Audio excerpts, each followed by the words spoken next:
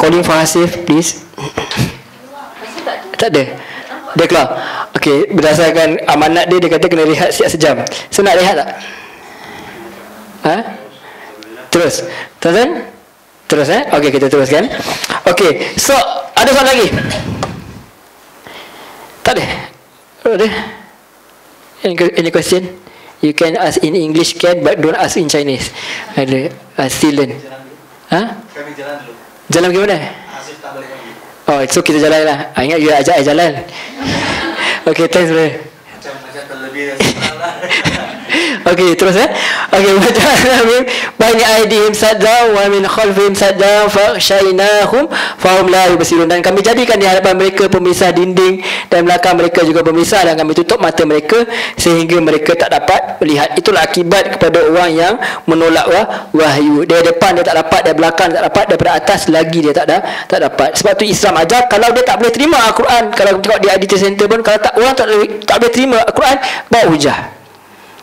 Sebab tu ada Islam dia ajar ilmu mantik apa tu kan? Ilmu mantik nampak, ilmu falsafah, ilmu cara kita, ilmu kalam, cara kita berhadapan dengan orang. Kadang-kadang tak terima Quran tak terima dah, tapi dia kena ilmu logik. So ulama ulun dia hebat, logik pun dia tahu, Quran pun dia tahu, hadis pun dia tahu, lengkap. Lengkap semuanya. Itu kalau kita tak mampu, try guna yang cara lain. Alright. Dan Allah kata lagi, wasawaun alaihim a'anzartahum am lam tuzirhum la yu'minun. Dan sama sahaja bagi mereka, apakah engkau bagi peringatan kepada mereka atau engkau tak bagi peringatan kepada mereka, mereka tak akan beriman juga. So ayat ni kadang-kadang kita ambil take for granted. Kita kata tak apalah, bagi tak bagi sama juga. Masalahnya kita tak bagi. Kebanyakan kita tak buat kerja, dan kebanyakan kita bila dah buat kerja, buat sekali kita kata dia nak menentang aku lah ni, ini semua ahli nar. Kadang-kadang kita kata apa, kita sampah orang, kita marah orang, betul lah kita kata apa, tak apa, kita tak, diorang ni orang-orang yang teruk, kita ni adalah orang yang terasing, beruntunglah orang yang terasing. Jadilah kita orang yang asing sama-sama. Walaupun tu hadis Nabi kata apa, Islam tu datang dalam keadaan terasing dan dia akan kembali terasing, maka beruntunglah orang-orang yang terasing. Maka bukanlah maksudnya kita kena menjauhkan diri daripada masyarakat, so kita jadi orang-orang yang asing, seorang-seorang duduk dengan grup kita je. Tak. Apa yang Allah cakap kat sini, Nabi nak cakap pun, Islam tu memang datang keadaan terasing, datang dalam seorang-seorang. Nanti satu hari nanti pun dia akan datang, dia akan jadi macam tu juga. Sebab tu kalau tak silap, tanda akan datangnya kiamat, nanti Kaabah akan musnah kan. Kalau tak silap saya lah, sama ada hadis sahih atau tidak, betul Kaabah tu akan musnah, sebab nak menandakan tak ada orang Islam dah. Tak adalah orang beramal. Sebab kiamat tu nanti akan disaksikan oleh orang yang tak ada langsung kecebisan iman pun. Yang ada iman sedikit, Allah akan matikan dengan asap tu kan, supaya dia akan mati sebelum kiamat. Seperti tak tengok dahsyatnya kiamat. Jadi Allah nak bagi tahu sini, bukan nak suruh Nabi tu berpatah balik. Tak. Bila Allah cakap kau buat macam mana pun Muhammad, mereka tak akan beriman. Kadang-kadang Nabi cuba buat lebih. Macam mana macam Nabi Nuh. Nabi apa kata, da'autu qaumi lailan wa nahara, dalam surah Nuh tu. Aku dah bagilah, Nabi Nuh kata, ya Allah, aku dah berdakwah kepada kaum aku malam dan siang. Waktu di apa, secara rahsia dan secara terang-terang. Tapi mereka tetap tak beriman. Bahkan bukan tak beriman saja, apa mereka buat dalam surah Nuh bagi tahu apa, mereka angkat baju mereka. Macam seolah-olah mengejek. Kadang-kadang ada orang dia tepuk pipi dia. Dia mengejek seolah-olah apa yang Nabi, apa para rasul bawa ni satu benda yang mainan, satu benda yang melucu kan. So Allah kata apa, Nabi Muhammad dah cukup. Kadang-kadang dia buat lebih. Sebab tu surah Abasa wa Tawalla tu kan, Nabi bermasam muka dan berpaling. Kenapa Nabi masam muka dan berpaling? Sebab Abdullah Ibn Maktum datang. Dia seorang yang buta. Dia datang, dia nak belajar dengan Nabi, nak tanya sampai soalan. Nabi rasa terganggu sedikit sebab Nabi sedang berhadapan dengan pemimpin Arab Quraisy. Nabi terasa terganggu. So Allah tegur Nabi. Allah nak kata apa? Apa yang kau dah buat ni Muhammad dah lebih daripada orang biasa buat dah pun. Cukup. Jangan sampai menghancurkan diri sendiri. Sebab manusia ni dia ada sifat manusia. Nabi Muhammad ada sifat manusia. Dia boleh sakit, tak boleh. Dia boleh kena darah tinggi, tak boleh kena heart attack, tak boleh. Sebab dia ada jantung, dia ada paru-paru, dia ada semua sifat manusia, dia bukan malaikat. So kalau dia buat overdo it, dia buat lebih daripada sepatutnya, akhirnya dia akan sakit. Siapa nak sampai dengan wahyu dah? Nabi tinggallah seorang je. So Allah bukan saja pelihara diri Nabi, Nabi punya fizikal, Nabi punya roh, Allah jaga fizikal dia juga, supaya dia selamat. Sebab Allah dah menjamin Nabi yang akhir zaman ni tak ada siapa boleh usik dia. Bila boleh usik? Bila wahyu dah habis. Satu last baru dia kena racun apa sebenarnya. Dia makan yang Khaybar tu. Tapi wahyu dah hampir selesai. Baru Allah tarik nyawa dia. Sebab Allah jaga betul Nabi ni supaya dia lengkapkan Islam. So Allah kata kat Nabi, dah lah Tuan Muhammad, kau buat je kerja kau, tapi jangan sedih, jangan rasa macam kadang-kadang Nabi rasa macam nak tukar cara lain lah, Nabi kena pergi Taif apa semua. Lalu Allah kata, dan sama saja bagi mereka, apakah engkau bagi peringatan kepada mereka atau tak bagi peringatan, mereka takkan beriman. Sebab tu kadang-kadang kita lihat orang dalam satu keluarga, mak ayah ni okey, alhamdulillah, tapi kadang-kadang anak dia lain. Sebab apa? Hidayah bukan milik kita, milik Allah. Yang boleh kita buat, didik je. Kadang-kadang kita tengok dalam sirah pun, Nabi Nuh orang yang bagus, tapi anak tak ikut dia. Nabi Lut, isteri tak ikut dia. Tapi ada juga orang yang tiba-tiba isteri bagus, tapi suami Firaun, kan? Firaun, saya cakap betul-betul lah, Firaun, isteri dia tak ikut, isteri dia ikut Nabi Musa, kan? Ikut syariat Nabi Musa, ikut petunjuk Allah SWT. Jadi nampak benda tu macam iman itu, kata Raihan tidak boleh diwarisi.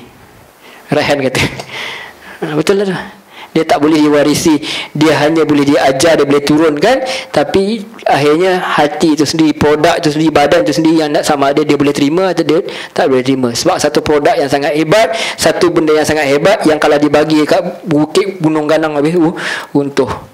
Bukan benda yang senang, berat. Saya sendiri yang cakap pun berapa banyak kesilapan yang kita buat. Cuma kenapa nampak okey, nampak hebat? Sebab Allah tutup kita punya aib. Itu je. Nampak orang ustaz, orang panggil saya ustaz semua apa, tapi orang Allah saja yang tahu siapakah saya sebenarnya. Imam Ahmad bin Hanbal, bila orang puji-puja dia, Allah puja dia, orang angkat barang dia semua, apa kata Imam Ahmad bin Hanbal kata apa? Kalau kau tahu aku siapa, kau akan ambil pasir atau batu letak atas kepala aku. Nangis je. Kita happy kan, orang puji kita kan. Kalau orang tak puji marah, orang tak senyum kat kita pun marah. Apa, tak kenal aku ustaz ke? Apa nak kenal kau? Kan, kita marah. Kadang-kadang kita marah, orang tak terima dakwah. Sama ada orang marah tak terima dakwah kerana Allah, tak orang marah sebab tak dengar cakap kita. Yang tu kena differentiate, kena bezakan antara kita marah kerana Allah atau kita marah kerana diri kita sendiri. So Allah kata, Allah lanjutkan ayat 11, innama tunziru man ittaba'a dzikra wa khashiyar rahmana bil ghaib fabashshirhu bimaghfiratin wa ajrin karim. Kata Allah, sesungguhnya engkau hanya memberi peringatan. So Allah, sebab tu dia muzakkir, anta muzakkir, kamulah memberi peringatan. Dalam ayat lain, sesungguhnya engkau hanya memberi peringatan kepada orang yang mahu menerima peringatan. So syarat utama untuk dapat hidayah ialah apa? Bukan Allah tentukan begitu saja. Allah kata okey, ni beriman, ni tak beriman. Tak, Allah tahulah ilmu dia. Tapi Allah dah letakkan satu syarat, ialah siapa yang akan menerima peringatan, orang tu mahu. Sebab tu kita bacalah Yasin, kembunglah perut anak kita minum air pun, kalau dia tak nak berubah, tak berubah. Bukan kata tak boleh usaha, boleh usaha, tapi kalau dia tu tak nak berubah, tak jadi. Satu Nabi kalau dia nak buat, dia boleh je baca apa tu, baca Yasin ke apa, letak kat sungai, dekat telaga Zamzam tu, bagi orang Arab minum, Abu Lahab minum. Jadi tak jadi, it doesn't work like that. Tak macam tu. Sebab tu ada orang pernah datang kat saya, dia kata tolonglah nasihat anak saya sikit. Saya kata, puan dah nasihat ke anak puan? Dah. Kalaulah puan mak dia sendiri pun dia tak dengar, siapa saya dia nak dengar? Dah lah pendek. Ustaz mana lah ni kan? Betul tak? Jadi itu maksudnya, dia kena ada kualiti untuk nak terima peringatan. Sejahat mana pun dia, tak kisahlah dia free hair ke apa ke, tapi kalau dia ada nak berubah, dia akan berubah. Itu Allah dah tak syarat. Antara qada dan qadar ialah ketetapan Allah. Kita kena faham apakah rules and regulation Allah. Allah kata orang yang boleh terima wahyu adalah orang yang mahu menerima peringatan. Itu syarat pertama. Yang kedua, dia mesti ada khasyah. Dia khasyah pada Ar-Rahman. Di sini juga kita nampak kontradik. Takut kepada Ar-Rahman, takut kepada yang penyayang. Biasanya kita tak takut kepada yang penyayang. Bila mak kita terlampau baik atau cikgu kita sekolah kita terlampau baik, habislah cikgu tersiap lah kau. Kelas tu akan jadi kelas yang terhevok dalam dunia ni. Dulu saya sekolah-sekolah, saya tak boleh kira lah berapa ramai cikgu yang menangis keluar daripada sekolah saya. Saya sekolah Hatta Mas. Hatta Mas, sekolah yang sangat top lah. Kita orang punya bapa, kita kan every sekolah kena ada mentor kan. Mentor kita polis. Sebab kita semua terlampau baik. Saya tak tahu lah sekolah tu. Sampai sekarang okey lah, ada lagi sekolah tu. Dan ada cikgu-cikgu yang hebat lah, cikgu-cikgu yang baik. Kemudian dia kena terima peringatan. Tapi takut kepada bukan Al-Aziz. Takut bukan sebab dia hebat, bukan takut sebab dia penyayang. Nampak macam kontradik. Satu kata apa? Mak ayah kita sayang tak? Sayang. Kita tak, tapi kita takut juga sebab dia ada kualiti juga untuk buat benda-benda yang menakutkan. Contoh dia boleh rotan, dia boleh marah, dia boleh, atau yang paling menakutkan orang dah remaja dia tak takut sangat kena marah, dia takut apa keputusan duit. Anak orang belajar saya ambil diploma multimedia dulu bukan sebab saya nak belajar sangat.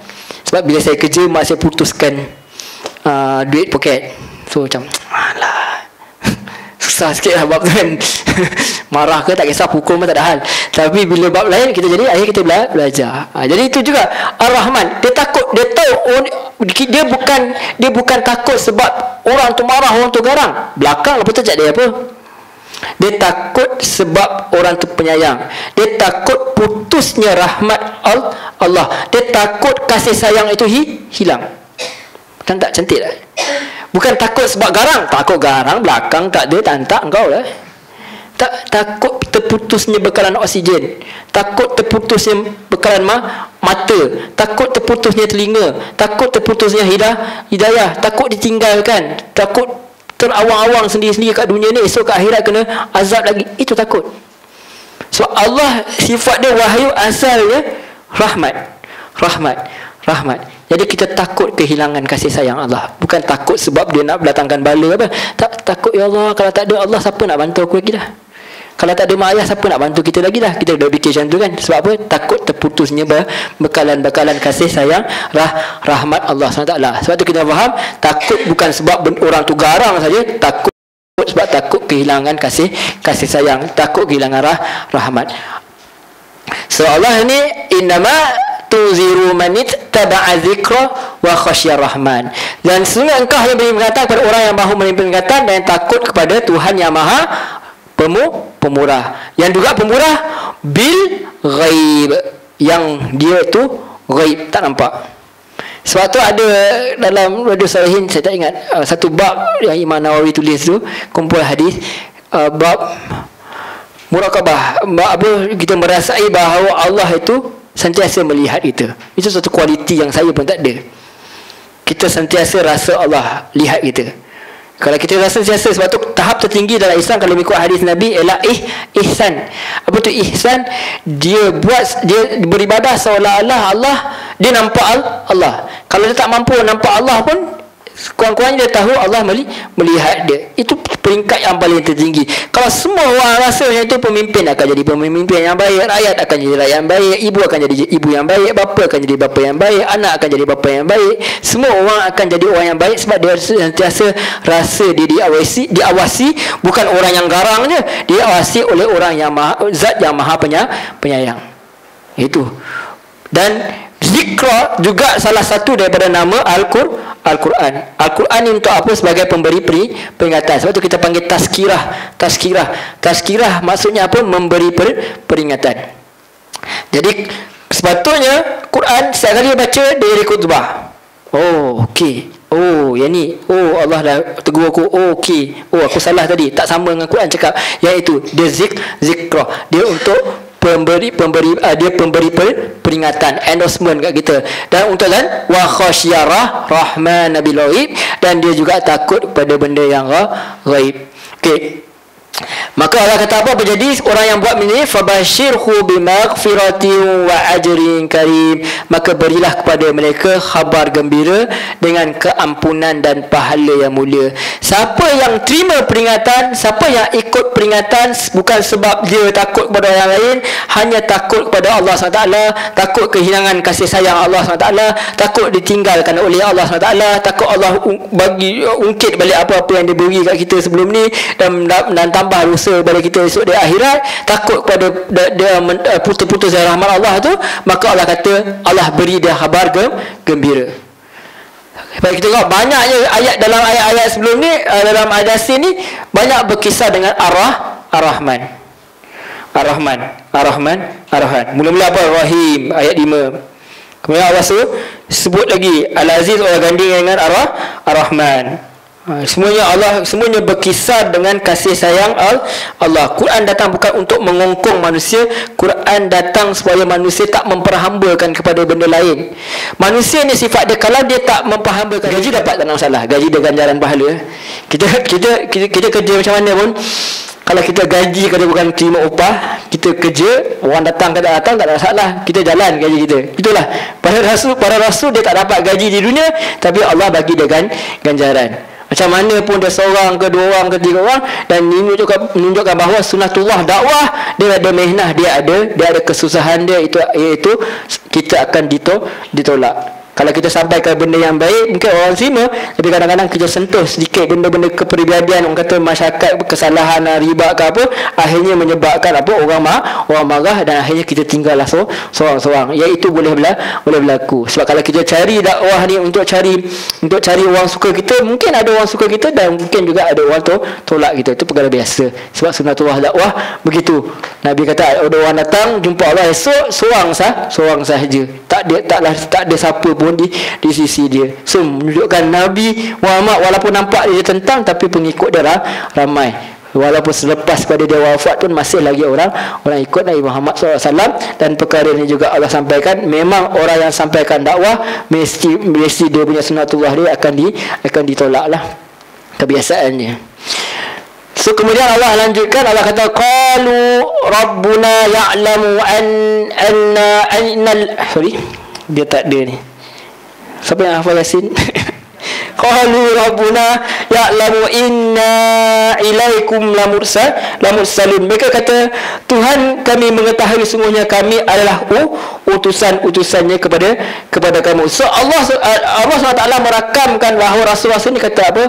Kalaupun kalian tak percaya, walaupun kalian ini tuduhlah kami macam-macam perkara, kami ni pendusta, kami ni bohong, kami ni buat cerita, tapi sebenarnya Tuhan kami tahu kami adalah utusan-utusannya yang datangnya kepada kamu. Tak kira lah kalian percaya ke tak percaya ke, yang penting Allah Subhanahu Wa Taala tahu kami adalah para rasul. Itu je yang penting. Yang lain tak penting. Sebab tu tak penting sama ada orang tahu kita buat kerja ke tak buat kerja, tak penting. Kadang-kadang kita sibuk nak bagi tahu kita buat amalan ni, amalan tu, sebenarnya tak penting. Orang tahu itu tak penting. Dalam apa saja perkara, bila kita buat, contoh kita ada perkara, contoh kita nak bayar kifarah ke denda ke apa, kita panggil fidyah ke apa, bila kita bagi kat orang miskin, tak perlu kita bagi tahu kat dia sama ada kita nak bagi ni kerana sekarang saya bayar fidyah, cukup niat saja. Kita tahu antara kita dengan Allah, walaupun sebenarnya kita tengah bayar fidyah, saya tak perlu bagi tahu dia saya tengah bayar fidyah ni, tak perlu. Yang penting kita tahu, kita bagi tu maksudnya kita tahu secara jazam bahawa niat kita sebab kita nak bagi kerana kena kafarah tu, kerana fidyah tu. Tak perlu bagi tahu kepada orang yang hendak kita. Sama juga zakat ke apa, kita tak perlu tahu, kita tak perlu istihar bahawa tu zakat pun. Walaupun kalau kita istihar tu baik, tapi bukanlah satu syarat. Yang penting kita tahu apakah tujuan kita membuat satu benda. Sebab niat itu yang akan inama amal lebih niat. Sesungguhnya setiap apa itu tergantung kepada niat dia. So apa saja orang nak kata apa, orang kadang-kadang orang buat cek, orang bagi sedekah pakai cek besar, suka hati dia lah. Cuma Allah kata dalam Quran boleh bagi sedekah secara sembunyi dan boleh juga secara terbuka. Tapi Allah kata yang tersembunyi itu lebih baik. Sebab apa? Dia lebih menjaga, ulama tafsirkan lebih menjaga hati lah. Taklah orang nampak sangat. Cumanya tujuannya kalau dia buat cakap besar tu untuk supaya orang ikut, itu niat dia lah sendiri. So orang kata, sebab tu para rasul ni kata, Tuhan kami tahu. Kalian terima ke tak terima, Tuhan tahu, kami tahu bahawa kami adalah utusannya kepada kamu. Dia tak cakap banyak, dia tak cerita, dia tak explain, dia tak pertahankan diri lebih-lebih. Dia cakap apa? Kami ini benar-benar datang daripada Allah. Dan mereka lanjutkan, wa ma alaina illal balaghul mubin. Dan kewajipan kami hanyalah menyampaikan dengan jelas. So ada dua benda yang kita perlu highlight kat sini. Sepatutnya saya highlight lah kat sini, lupa. Kalau sepatutnya perlu di highlight kat sini, al-balagh satu, kedua al-mubin. Yang pertama al-balagh, yang kedua ialah al-mubin. Bila kata al-balagh maksudnya dia menyampaikan. Bila kita sampaikan sesuatu, bila kata balagh maksudnya mesti sampai ke hati. Mesti. Tapi masalahnya dia mesti ada dua komponen. Dalam kita menyampaikan, dia mesti ada al-balagh yang sampai ke hati, dan dia mesti ada al-mubin. Dia mesti jelas. Dia mesti betul. Contoh, satu orang dia hebat dalam penyampaian. Dia kata apa? Kita mesti mempertahankan bangsa Melayu. Semua takbir, Allah Akbar, semua pun jerit. Orang pun sampai pun jerit. Lepas tu dah habis semua, sokok. Apa dia cakap tadi? Entah. So dia ada penyampaian tak? Ada penyampaian, tapi konteks tak ada. Ramai orang buka, wah, jerit, takbir. Tak tahu apa jadi. Tak tahu, dia orang jerit, aku jerit. So ada bala tak? Sampai ke hati, berdegar-degar, berpeluh-peluh, sakit naik dah tinggi. Tapi tak jadi apa. Ramai orang suka berkumpul kan. Akhirnya tak sampai ke hati, tapi tak mengubah apa-apa. Ada al-mubin. Konteks isi dah bagus lah. Sampai macam kita selalu ittaqullaha haqqa tuqatih wala tamutunna illa wa antum muslimun. Bahai kawan-kawan sekalian yang muslim muslimat yang dirahmati Allah. Ibnu Katsir pernah mengatakan bahawa Rasulullah sallallahu alaihi wasallam bersabda, kita pun sallallahu alaihi wasallam dilepaskan gas, tidurlah anak-anakku, tidurlah. Sebab apa? Sebab dia ada mubin. Yang disampaikan tu betul, tapi tak sampai ke hati. Tak sampai. Yang kena ada dalam diri Rasul, dia kena ada dalam al-balagh, yang sampai ke hati, well presentation, dan yang dia bawa tu pun satu produk yang baik. Dia kena ada al-balagh, dia kena ada al-mubin. Dua-dua kena ada. Penyampaian kena ada sentuh ke hati, dan produk yang dia bawa tu mesti tepat. Masalah sekarang ialah kita ada produk yang bagus tapi tak disampaikan dengan baik. Itu masalah dia. Akhirnya daripada kita nak mengubah masyarakat, akhirnya kita jadi tudung jari kepada masyarakat. Daripada kita nak meramaikan orang masuk syurga, akhirnya kita labelkan lebih ramai orang masuk ke neraka. Bukankah tujuan dia kita sampaikan wahyu untuk ajak orang masuk ke syurga? Akhirnya kita melabelkan ramai orang untuk dihumbankan ke dalam neraka. Kita menyampaikan tapi kita tidak ada mubin. Kita ada mubin tapi kita tak ada al-balagh. Mesti ada al-balagh, menyampaikan sampai sentuh hati manusia, dan yang disentuhkan itu mestilah hak. Banyak tak benda batil mensentuh manusia? Banyak. Nyanyi lagu-lagu sedap-sedap pun tersentuh hati, tersentuh jiwa kita kalau dengar orang menyanyi. Kalau dengar muzik pun kita boleh tersentuh hati. Tapi adakah dia mubin? Ada benda yang mubin jadi macam ni lah, cakap baca teks kan sampai habis, betul? Aqimussolah, alhamdulillah. Betul kejut. Alhamdulillah. Jadi tak sampai. Sebab kena ada. So para Nabi dia ada al-balagh, dia ada al-mubin. Dan kewajipan kami hanyalah menyampaikan perintah Allah dengan jelas. Wallahu a'lam. So itu tugas pada Nabi dan Rasul. Dan juga ada pada Nabi Muhammad juga adalah bukan sekadar dia sampai jelas masuk ke hati, dan dia juga beramal seperti mana yang dia sampaikan. Itu beza dia. Maksudnya bukan sekadar dia bawa produk, tapi dia juga guna produk itu, dan dia juga dapat bagi tahu bahawa produk yang dia pakai itu produk yang betul dan produk yang baik. Apa apabila dah tak ada hujah, apabila melihat para nabi ni tidak ada macam nak gaduh ke, kalau tak ada alasan senang boleh gaduh tu, boleh pukul tu, boleh bunuh terus, tapi tak ada, akhirnya mereka jawab, mereka nak balas dengan apa tu, hujah pun dah tak ada hujah, lalas dia bagi apa tu, tuduhan. Nah, mana-mana zaman pun bila dah tak ada hujah, kita start label Majnun ke, gila ke, apa ke, sesat ke, apa, senang letak satu labeling supaya masyarakat takut. Kita tengok ketika Nabi Musa alaihissalam datang untuk bagi dakwah kepada Firaun cuba sentuh peribadi dia. Dia kata, bukankah kau pernah bunuh orang sebelum ni? Bukankah kami ke dulu yang jaga kalian, jaga kamu sebelum ni? Bukankah kami yang jaga? Dia cuba untuk main benda personal, tapi Nabi Musa tak layan. Akhirnya dia tuduh Nabi Musa nak memecah belahkan masyarakat. Nabi Musa nak halau orang-orang Mesir daripada kampung mereka, daripada negeri mereka, menyebabkan orang-orang ni pun marah. Oh, ini orang nak memecah belahkan masyarakat. Itu semua digunakan daripada zaman dahulu sampailah zaman sekarang.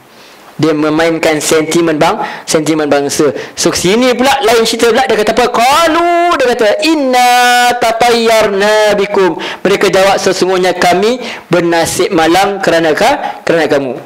Di sini dia, kalau tengok pada perkataan tatayyarna, sikit lagi saya jelaskan lebih lanjut. Dia maksudnya, kalau dari segi terjemahan dia maksudnya lah bernasib malang.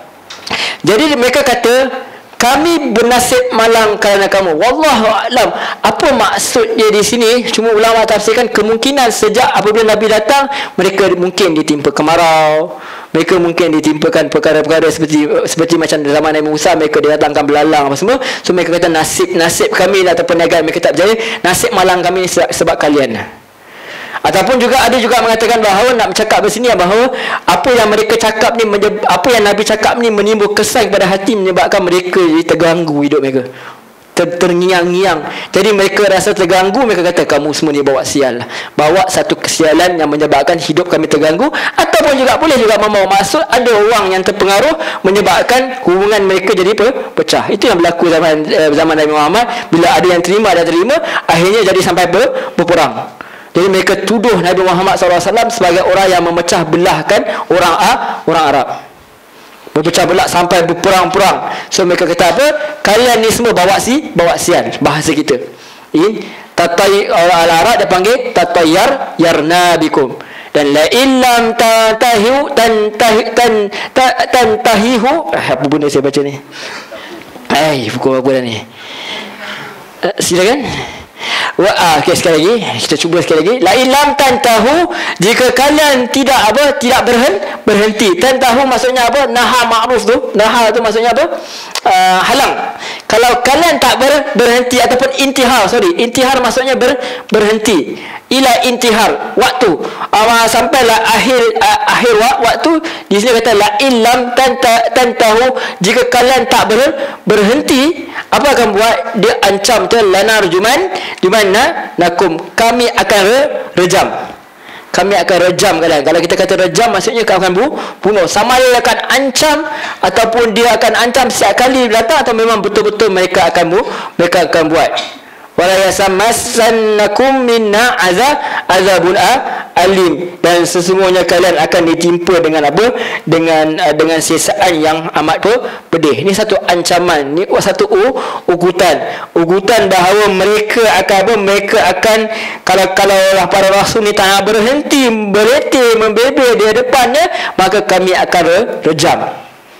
Di sini mereka gunakan perkataan apa? Mereka kata apa? Tatayyarna, kalian telah bawa satu kesialan. Dari sini apakah makna tatayyarna? Asalnya kata tatayyarna dia datang daripada perkataan ta'irukum ni, dan ta'irukum ni maksudnya terambil daripada perkataan tairun ni maksudnya burung. Kalau kapal terbang tairah kan, tairah pun burung besi. Jadi bila kata tairun maksudnya burung. Kenapa disebutkan burung? Burung ni dia maksud dia apa? Nasib. Biasanya orang jahiliah dulu, bila dia nak buat satu perkara, dia akan ambil satu ekor burung, dia akan lepas sebelum dia nak pergi musafir ni. Ni cara dia dadu dia lah. Dia punya tilik nasib dia. Apabila pergi, dia kata bila burung terbang ke arah kanan menuju ke arah kiri, dia terbang dari arah kanan ni dia pergi kiri, maka mereka percaya itu okey, nasib baik lah. Lepas burung tu pergi kiri. Okey. Ini maksudnya boleh kita teruskan perjalanan. Kalau zaman sekarang ada orang takut dengan kucing hitam kan. Bila kucing hitam dia patah balik kan. Black cat buat sial lah kalau setengah bangsa tu, setengah agama tu, setengah kefahaman tu. Kadang kalau mereka percaya juga bahawa petanda itu nasib baik. So kalau pergi musafir semua elok lah. Elok, tak ada masalah, silakan. Dan bila dari arah kiri ke kanan, maka itu petanda daripada maksudnya nasib buruk atau sial. Maka mereka tidak akan jalankan, mereka takkan teruskan perjalanan. Islam melarang benda ni. Islam haramkan tilik nasib, tapi Islam halalkan apa? Islam halalkan kita buat solat tahajud. Kita nak ada satu benda yang kita tak mampu nak pilih, tak tahu benda tu baik atau tidak untuk kita, maka kita solat sunat pun yang kita minta kepada Allah SWT untuk tunjukkan jalan yang benar. Kan kata Allah, setengah ulama ustaz baca apa, tunjuk kami hak yang hak kan, hak wa batil, yang salah tu salah, yang betul tu betul, yang salah tu salah. Jadi kita minta kepada Allah, kita tinggalkan amalan-amalan ni, tapi kita buat selari dengan apa yang Allah SWT tunjukkan. Setengah orang kalau kita tengok, even dalam drama-drama sekarang pun ada cerita banyak kali orang ni kahwin dengan orang ni mati suami dia, kahwin dengan orang ni mati suami. Kita suka bayangkan, bawakan benda-benda macam tu. Saya tak tahu sampai bila kita nak ubah mentaliti kita, tapi memang selalu bawa cerita apa pun, namalah cerita tahu apa pun, biasa ada cerita orang yang bawa nasib sial ni, nasib tak elok ni. Dulu ada orang, alhamdulillah benda tu mungkin secara mulah tak ada, orang mandi safar nak buang ni semua. Sama sekarang tak ada lah, alhamdulillah.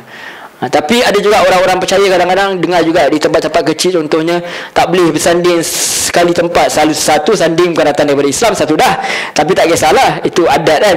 Tapi menunjukkan mereka tak bagi bersanding satu tempat. Kalau jiran nak buat, tak boleh kena buat air lain, nanti anak akan lahir cacat. Contoh-contoh benda-benda macam tu kadang-kadang jadi tak? Kadang-kadang jadi. Allah, kenapa ni? Apa sih buat? Kadang-kadang jadi. Kenapa jadi? Sebab apa? Sebab kalau Allah sendiri dalam satu hadis mengatakan bahawa Allah menurut sangkaan hamba dia. Apabila kita, sebab tu Allah suruh sangka baik. Kalau kita selalu sangka buruk ke Allah, akhirnya Allah akan ikut sangkaan kita. Macam kita kata positive thinking. Positive thinking sebenarnya apa? Berkait rapat dengan doa kita kepada Allah Subhanahu Wa Taala. Berkait rapat. Kalau kita kata akan jadi macam ni, kadang-kadang jadi. Bahkan seorang ustaz ni, Abdullah Yasin, dia pernah cerita, ada seorang ibu ni, dia yakin betul bahawa anak dia akan lahir tanpa ada lubang pada kemaluan dia atau dubur dia. Lahir memang tak ada. Sebab apa? Kerisauan dia dah jadi kepercayaan dia jadi doa. Sebab tu bila kita jumpa dengan ikan tilip ke tok bomo ke semua, bila dia bagi tahu satu perkara, jangan percaya. Sebab bila kita percaya, dia akan jadi doa. Syirik satu hal lah, jadi pula. Tu kita boleh. Jangan. Kalau kau tak percaya jadi, memang jadi. Kita tak nafikan benda tu boleh jadi. Yang kita nafikan, kenapa kalian percaya awalnya? Percaya yang awal tu menyebabkan dia jadi sebab kita sangka buruk dengan Allah SWT. Allah kata apa? Allah itu, aku itu menurut sangkaan hamba aku. Kalau kita kata baik, baiklah dia. Kalau kita kata buruk, buruklah. Itulah Allah SWT, dia bagi peluang yang luas kepada manusia untuk membuat pilihan dia. Jadi perkataan apa yang dah hilang Tairun tu maksudnya burung tu maksudnya apa? Maksudnya sialah. Jadi maksudnya adanya kepercayaan bahawa boleh membawa kepada nasib yang tidak baik. Okey. Tak apa. Kita teruskan dulu. Jadi dalam hadis juga nanti kalau mudah-mudahan tu dia keluar dah. Okay, nanti dalam hadis juga ada dinyatakan bahawa tidak ada kesialan ataupun tidak ada nasib buruk. Sebab nasib sebenarnya qada dan qadar itu semuanya adalah ketentuan Allah SWT. Allah telah tentukan nasib kita.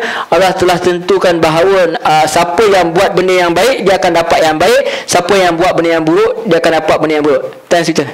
Jadi kalau dia buat benda, kalau dia yakin benda tu akan berlaku, dia sangka buruk dengan Allah, maka itulah yang akan berlaku. Sebab tu Nabi kata semua orang akan masuk syurga melainkan dia enggan. Dia mesti ada positif thinking. Ada dalam hadis Nabi yang lain kata apa? Kalau janganlah kalian semua tu mati melainkan kalian bersangka baik kepada Allah. Jangan tiba-tiba kita aku ni dosa kebanyakan neraka dah. Wow. Siap. Rasa macam diri tawaduk, rasa macam rendah diri. Kita dah bagi tahu kat Facebook, aku ni neraka dah. Betul orang like sampai 1000 dia. Kenapa ni? Janganlah buat benda macam ni. Jangan. Sebab apa? Jangan putus asa dengan rahmat Allah. So di sini juga jadi ada hadis Nabi sendiri. Dalam hadis riwayat Bukhari kata Nabi, sabda Rasulullah SAW, la adwa wala tairah wala hamah wala safar wa firra min al-majzumi kama tafiru min al-asad. Kata Nabi, tidak boleh menjangkitkan penyakit. Di sini ulama tafsirkan, bukankah ada penyakit berjangkit?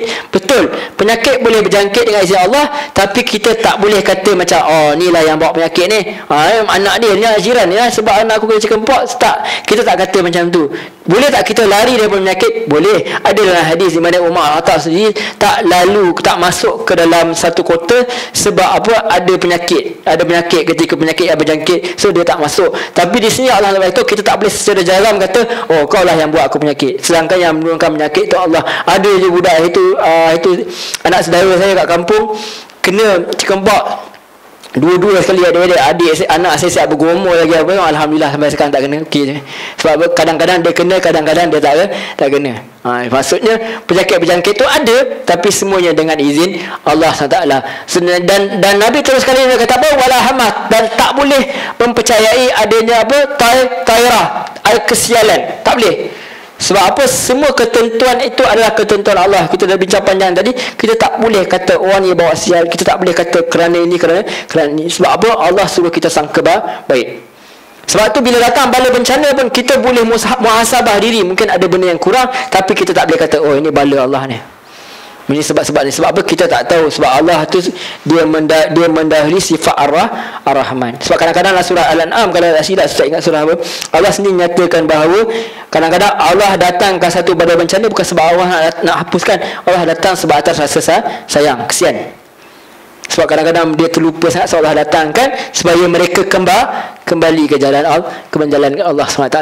Dan lagi Nabi kata tak boleh mempercayai hama. Hama ni bahasanya adalah zaman Arab Jahiliyah, mereka percaya kepada adanya roh jahat.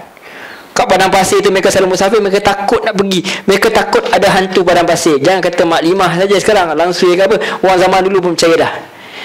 Dia akan takut. Padang pasir pun ada hantu. Mereka takut. Sebab apa? Bila ada kematian, dia kata roh ni akan hidup balik dan akan ganggu. Itu dia hantu ataupun roh jahat. Sedangkan dia tak ada roh jahat, tak ada dalam Islam. Sebab apa? Bila dia mati, dia sendiri minta dalam Quran untuk dikembalikan. Allah kata no. So tak ada cerita meraya-raya segala orang kesian dia. Tak ada. Dia duduk kat alam barzah. Habis macam mana pula dengan hadis yang kata roh itu tergantung-gantung? Itu masalah bahasa Arab. Adakah tergantung tu maksudnya tergantung orang, kekacau orang, ataupun maksudnya adalah tertahan? Kan? Boleh bawa maksud yang banyak. Arab ni banyak satu perkataan boleh membawa maksud yang pelbagai. Jadi kita tak boleh ambil, ada benda kita boleh ambil literal, ada yang benda yang kita mesti tafsirkan sebab sifat dia wahyu yang membawa banyak maksud. Jadi di sini kata roh jahat pun tak boleh, dan tak boleh mempercayai pada bulan Safar tu. Selalu orang kata ada satu kecelakaan. Kadang-kadang orang kata tak boleh nikah bulan Muharram kerana kesian. Ada perkara-perkara. Ada kawan saya sampai tak boleh menikah. Sebab apa? Bukan tak boleh menikah, kad dah siap dah, tapi kena tukar pula. Ada satu orang tua kat kampung yang kata tak elok bulan ni, tarikh sekian tak boleh. So ambillah betul pelekat, tampal buat pelekat baru. Habis cacat, habis kad kahwin orang sebab kau. Semoga Allah kurniakan pahala yang banyak kepada dia. Sebab apa? Sebab percaya, dan benda tu wujud sampai sekarang. Dah mati orang tua ni, dia akan bawa pula kepada orang lain pula, dan akan terus berterusan. Dan kata Nabi lagi, dah larilah kamu dari penyakit kusta sebagaimana kamu lari dari seekor singa. Kenapa di sini Nabi sebut pasal kusta? Sebab pada zaman tu kusta dianggap teruk lah. Even kita zaman kita sekarang ni pun sampai ada center kusta pun dekat Sungai Buloh tu kan. Sebab apa? Memang satu penyakit yang ni. Dan takut bukan takut sebab berjangkit apa, mungkin sebab takut dalam keadaan takut tak sanggup nak tengok. Dan sini yang kita nak tekan kat sini adalah hadis ni berkenaan itulah yang kesialan. Di sini masih lagi orang berpegang bahawa perkara-perkara buruk yang berlaku kerana daripada alam sekeliling. Begitulah yang berlaku kepada Nabi ni. Orang-orang penduduk ni tak terima, bahkan dia buat tuduhan. Dia kata nasib kami ni, ekonomi kami tak maju ke, pertumbuhan tak bangun ke apa, tak elok ke apa, kemarau apa. Sebab apa? Sebab apa yang kalian bawa. Kalian bawa ni telah menyebabkan Tuhan kami marah. Begitulah yang apa Arab Quraisy kata apa, Lata Uzza marah kepada Nabi Muhammad, menyebabkan kami punya perniagaan ataupun kami punya tanaman tak elok, tak jadi dengan elok, tak jadi dengan baik, tak tumbuh dengan baik. Dan itulah perkara yang mereka katakan, mereka tuduhkan pada Nabi dan Rasul. Apa jawab pada Nabi dan Rasul ni? Dia kata apa? Qalu ta'irukum ma'akum in zukkirtum bal antum qaumun musrifun. Kata para Rasul, mereka jawab, mereka kata kemalangan kamu itu adalah kerana kamu sendiri. Bukan maksud dia balas balik, kau bermasalah lah, kau lah yang buat. Bukan. Dia menunjuk, dia pujuk, dia bagi tahu sebenarnya apa yang kamu percaya ini adalah satu perkara yang karut. Kalian kata kami bawa benda karut, sedangkan kalian sendiri ada pegangan yang karut. Macam mana satu orang yang pegang benda yang karut, dia sendiri kata orang yang bawa karut? Kita pun tak tahu siapa yang karut marut jadi. Karut marut dia dugaan. Jadi tak ada. Dan Nabi kata kemalangan kamu itu adalah kerana kamu sendiri. Apakah kerana kamu diberi peringatan? Adakah sebab kamu diberi peringatan ni tiba-tiba kamu rasa sial, ada penyakit? Kita tengok kadang-kadang ada orang berniaga. Kita tak nafikan kadang-kadang benda tu betul, sihir tu wujud. Tapi kadang-kadang benda tu meluas sangat. Macam orang kata, aku berniaga aku tak maju, aku rasa ada orang buat kat aku. Masalahnya kau berniaga nasi. Satu sebab semua orang pun berniaga nasi juga. So orang bersaing. Muka kamu macam dengar dia ni jual senapang ke jual makanan. Satu. Kita pun takut dia. Masak pula tak sedap pula. Jadi kadang-kadang menyebabkan orang lain. Kadang-kadang kita kata tuduh kat orang lain. Salahkan makhluk lain, lebih senang. So orang lain bersama kat orang kat rumah, barang hilang, apa tuduh siapa? Tuduh toyol. Toyol pun marah. Hantu pun marah. Hantu pesatan hantu marah. Dia kata, kenapa kami saja selalu dipersalahkan? Adakah benda ni akan dibiar begitu saja? Sila-sila jin pun akan dakwa esok di mahkamah. Sebab apa? Asyik dia kena tuduh. Asyik hantu. So hantu-hantu pun datang. So boleh jadi kan, kita tak boleh tuduh sembarangan. Tapi kita tak menafikan kadang-kadang ada campur tangan daripada sihir, daripada dengki. Tapi bukanlah every time. Semua berlaku dengan izin Allah SWT. So kemalangan kamu tu adalah kerana kamu sendiri. Apakah kerana kamu diperingatan? Sebenarnya kamu adalah kaum yang musrifun, kaum yang melampaui batas. Kenapa dia melampaui batas? Datang dua Nabi, tak terima. Datang seorang lagi, tak terima juga. Bukan bawa apa pun, bukan minta upah pun, bukan minta gaji pun. Yang minta hanya ikut petunjuk yang datang daripada Allah SWT dan tinggalkan amalan-amalan yang salah yang diperbuatkan oleh kaum ketika itu.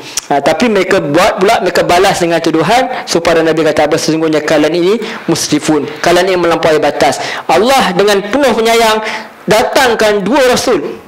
Sepatutnya dua Rasul tak terima, bala lah. Terus habis terus dia hapuskan terus, senang. Tapi tak, Allah datangkan seorang lagi Rasul. Supaya apa? Supaya mereka diberi peluang, diberi peringatan, diberi masa untuk berubah. Itu. Tapi masalah apabila mereka start mempermainkan, seolah-olah mereka dah buat start time bomb lah. Mereka dah nyalakan api. Tunggu masa je, Mission Impossible kan. Dia tunggu masa je untuk apa? Untuk mendapat bala Allah, murka Allah. Sebab mereka tolak Nabi. Bukan maksud tolak Nabi, mereka tolak apa wahyu yang datang daripada Allah, kalimah Allah itu sendiri, wahyu yang datangnya daripada Allah. So mereka ini digelar sebagai musrifun. Itu beza sikit dengan mujrimun, orang yang berdosa. Setiap orang yang musrifun itu adalah orang yang berdosa, tapi bukan semua orang yang berdosa itu adalah orang yang melampaui batas. Sebab tu Allah kata bukan semua orang berdosa itu masuk neraka. Tak, semua orang yang berdosa juga. Mudah-mudahan Allah tak masukkan kita ke dalam neraka. Amin. Moga Allah jauhkan kita, Allah lindung kita. Tapi jangan kita jadi orang yang melampaui batas. Maksudnya berterusan membuat dosa, tak segan silu, ajak orang lain buat lagi, ajak orang lain semua orang buat benda yang sama, buat benda yang hebohkan kepada orang lain, dan bangga pula dengan apa yang buat, maka dan tak reti tidak taubat, maka itu termasuk dalam golongan orang yang musrifun, orang yang melampaui batas. Kalau berdosa, semua orang berdosa. Tak ada orang yang akan terlepas. Kalau tak ada dosa pun dengan kalangan para Nabi, dia ada juga buat kesilapan. Walaupun tak digelar sebagai dosa, tapi dia ada kesilapan, menunjukkan dia manusia, supaya manusia tahu bagaimana nak memperbaiki diri. Tapi orang masuk ke, walaupun ada orang berdosa yang masuk dalam neraka, tapi ada peluang untuk keluar juga, ataupun Allah ampunkan dosa dia. Tapi musrifun ni biasanya akan kekal abadi, sebab dia tolak tu wahyu, dia tak ada masa untuk terima, dia tak bagi peluang pun untuk orang beri penjelasan, dan dia tolak sahaja begitu sahaja, sebab dia anggap benda itu adalah benda yang karut, benda yang mengganggu diri, benda yang orang kata dah tak relevan dah pada zaman dia, menyebabkan dia tinggalkan begitu saja. Baik, sebelum saya teruskan soalan. Okey, tak apa, saya faham pukul 3 kan. Ini waktu tidur saya ni. Alright. Kemudian setelah dikuatkan oleh dua, sekejap saya macam nak minum lah. Bismillah. Okey, setelah dikuatkan oleh 3 orang Nabi dan mereka seolah-olah berhujah lah, ada yang tuduh, so para Rasul pun balas balik dengan hujah, cuba memujuk mereka dengan pendekatan Ar-Rahman, bahawa Allah itu asal Ar-Rahman, dan mereka mengejek-ngejek Ar-Rahman. Akhirnya Allah datang dengan satu orang manusia yang Allah tak gelar dia sebagai pemberi utusan, pembawa utusan. Allah kata apa? Wajaa amin aqsal Madinah rajulun yas'a, dan telah datanglah daripada Aqsa. Aqsa ni maksudnya apa? Hujung kota. Datang dia apa? Datang dia yas'a. Datang daripada perkataan sa'i. Sa'i kita tahu berlari anak lah, maksudnya berjalan cepat. Datang dari mana pula? Aqsa, jauh, hujung Madinah, hujung kota, hujung bandar. Daripada jauh, bukan datang daripada dekat, dia datang daripada jauh. Di sinilah kita kata indikasi sini nak bagi tahu seolah-olah nak pujuk Nabi. Tak apa ya Muhammad, walaupun kamu tidak diterima di Mekah, ada sikit-sikit, tapi akan ada orang yang datang daripada jauh. Ada. Walaupun ketika ni Nabi pun tak tahu, tapi dia akan ada, seolah-olah sign akan ada orang yang berminat dengan apa yang kamu ajar ni. Ada. Sebab tu kita kena, kalau ada orang tak suka dekat apa yang kita bawa, pasti akan ada orang lain yang boleh terima. Yang penting kena sabar saja. Sebab tu Nabi bila sahabat-sahabat berpindah kepada Habsyah, Raja Habsyah yang terima. Siapa nama dia, saya lupa dah. Raja Najasyi. Raja Najasyi tu dia terima Islam, dan bahkan dia terima Islam secara senyap-senyap. Dia tak bongkarkan keislaman dia. Itu antara yang ulama ambil, menunjukkan bahawa boleh kita sembunyikan keislaman jika dia ada sebab-sebab tertentu lah, tak ada masalah. Bahkan dikatakan Raja Najasyi tu dia tanam cara dia, seolah-olah cara orang bukan Islam lah. Nabi, sebab tu Nabi seorang yang gaib, dia boleh jauh. Sebab apa? Tujuan Najasyi buat situ nak jaga kerajaan dia, dan kurang-kurangnya kerajaan dia tak berperang dengan kerajaan Nabi. Nampak macam satu kerajaan dengan kerajaan bukan Islam, yang Kristian dengan kerajaan Islam. Sedangkan sebenarnya rajanya adalah raja yang dah Islam dah. Tapi untuk tujuan siasah, tujuan politik boleh. Untuk jaga keamanan boleh. Kita tengok kepada orang kata kepentingan ketika itu. So itu antara banyaklah yang Allah nak ajar kat kita melalui sirah apa semua. Wajah amin aqsal Madinah rajulun, seorang je, bukan rajulain ni.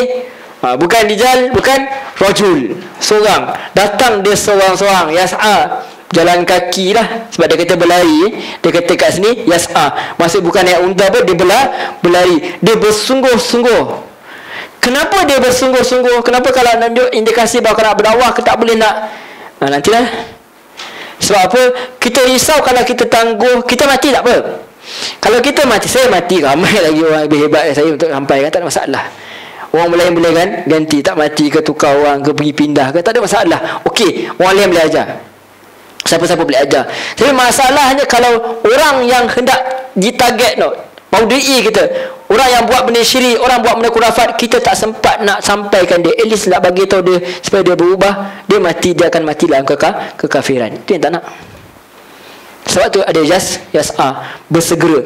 Dia bersegera untuk apa? Untuk mempertahankan kepada Nabi ni, untuk mempertahankan risalah. Dia sampai, dia tak kata kat Nabi, hai, hoi kau buat ni, tak, dia tak borak-borak ajak pergi kedai kopi. Dia terus pergi kepada kaum. Tak ada pun cerita. Sebenarnya cerita ni bukan nak cerita pasal 3 rasul tu. Nak address ialah rajulun tu. Kenapa Allah tak begitu nama, walaupun setengah pendapat mengatakan nama dia Habibun Najjar, orang yang seorang apa tukang kayu. Tapi dan dia ni dia dikatakan kononnya terkena penyakit kulit, kemudian dia terpaksa duduk jauh ke hujung kota sampai tak bergaul dengan masyarakat. Cerita-cerita wujud. Jadi kemudian tiba-tiba sebab dia rajin bersedekah, akhirnya dia ikut petunjuk Nabi, bila rajin bersedekah pun dia pulih, kemudian dia pertahankan pada Nabi tu. Antara cerita dia. Walau bagaimanapun kita stick kepada lebih selesa dengan Allah mendiamkan satu perkara supaya apa? Supaya kita tahu bahawa orang ini wujud dan orang ini akan wujud sampai bila-bila. Sebab tu Nabi dalam hadis akan ada satu golongan yang dia ni akan sentiasa diperangi, tapi dia tetap dengan agama Allah lebih kurang. Kemudian Allah tetap akan bantu dia sampailah ke hari keputusan Allah, iaitu kiamat. Sampai gitu. Jadi orang ini wujud. Sebab tu Islam tu datang keadaan terasing, dia akan terus terasing. Beruntunglah orang yang terasing. Maksudnya dia seorang-seorang, dia pun boleh berdakwah untuk mempertahankan apa, dia duduk seorang-seorang kat US ke kat mana pun, walaupun tak ada orang Islam, dia tetap kekal pegang apa yang dia pegang. Dia tak terusik langsung dengan apa pandangan orang lain. Dia ikut apa saja yang datang daripada wahyu. So orang ini wujud. So kita nak tahu siapa, kita doalah ramai-ramai, kita doalah semoga kita dimatikan kelak, kita masuk syurga, kita syahid orang ni. Kita tahu cerita dia, siapa dia ni, asal dia hebat sangat, kenapa Allah masukkan cerita dia dalam Quran. So kita pergi, ni motivasi lah, motivasi nak masuk syurga, nak pergi jumpa orang ni. Antara je lah, bukan sebab dia, tapi kita nak tahu apakah hebatnya kisah dia ni, betulkah dia ni Habibun Najjar. Nanti kita pergi tanya dia, mudah-mudahan kita jumpa dia. Itu antara. Ada dalam Quran cerita pasal Nabi Nabi apa tu, Ilyasa, tapi tak diceritakan. Itu semua motivasi untuk kita pergi tanya dia. Kan dia banyak masa kan esok kan, kat syurga. Nak kerja pun tak payah lah kan. Buat apa lagi kita tanya orang lah, interview. Dia jalan-jalan kacau orang. Jadi yang itu antara yang kita boleh buat. Saya bagi gambaran awal sebelum kita ke syurga. Sekati aku je.